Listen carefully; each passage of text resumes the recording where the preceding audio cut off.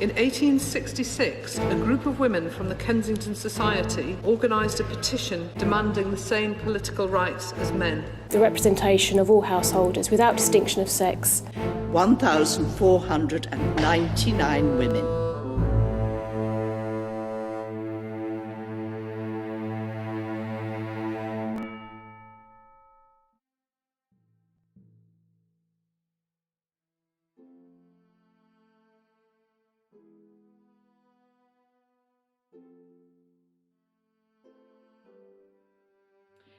Of course, when I signed the petition, nobody batted an eyelid. I am well known about this town, I hear, from dear friends, as being somewhat eccentric. It's because of the chapel. It's because of Reverend Barnby. And it's because already we are nonconformists. My love for the chapel and the powerful, wonderful sermons, the light, the guiding light to help me to live my life is also well known. But as a woman, I have no rights in this town to be heard in the main square or the main church. Which is why, when Frances Power Cobb came to preach at the chapel, I was so excited. She was well known.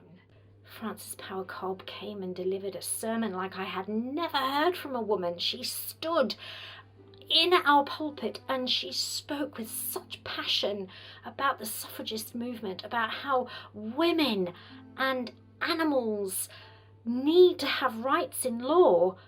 And of course, I realised that women and animals have equal rights in that they have no rights.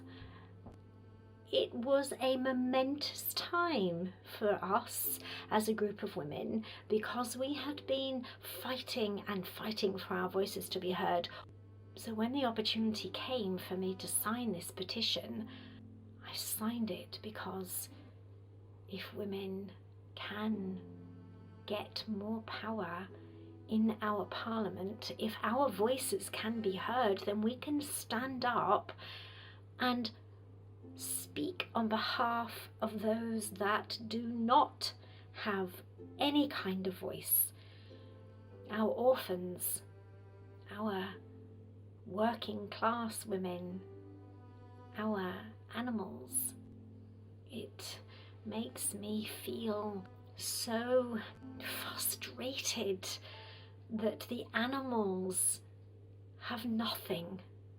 And if I can petition a woman who has a place in Parliament, if I can express my feelings about equal rights and equal values as a woman, then maybe change will come.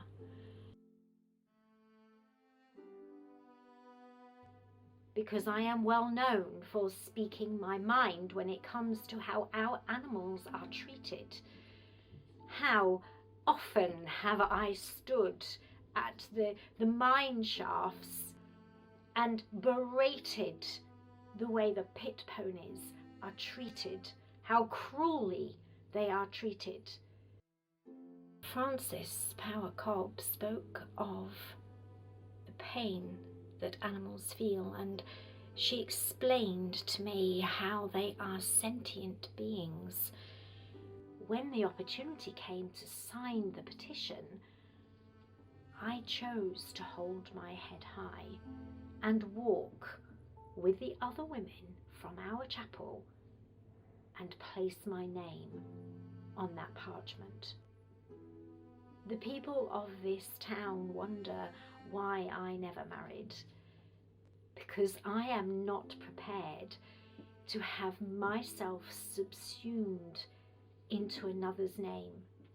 I am not prepared to be treated as nothing the way men treat animals and the way men treat women.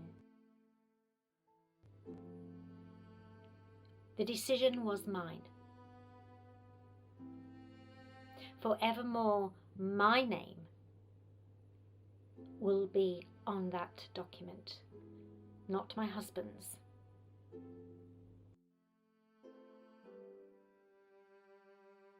The humble petition of the undersigned showeth that it having been expressly laid down by high authorities that the possession of property in this country carries with it the right to vote in the election of representatives in Parliament, it is an evident anomaly that some holders of property are allowed to use this right, while others, forming no less a constituent part of the nation and equally qualified by law to hold property, are not able to exercise this privilege.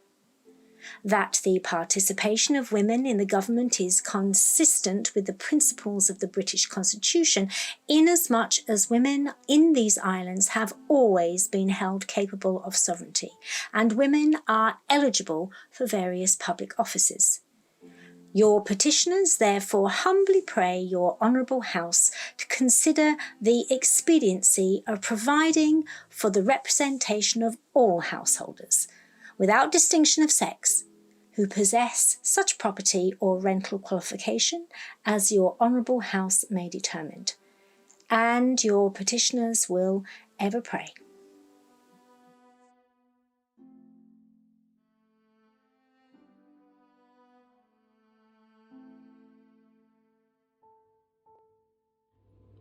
I signed that petition, and I marched proudly with my head held high to sign that petition. About town, people see me as being eccentric and a little mad, perhaps, but I am surrounded by powerful women, and if we get the vote, when we get the vote, and if Frances Power Cobb has got anything to do with it, we will get the vote in my lifetime. Imagine the good that we can do, the changes that we can make. I just hope and wish to live to see that day.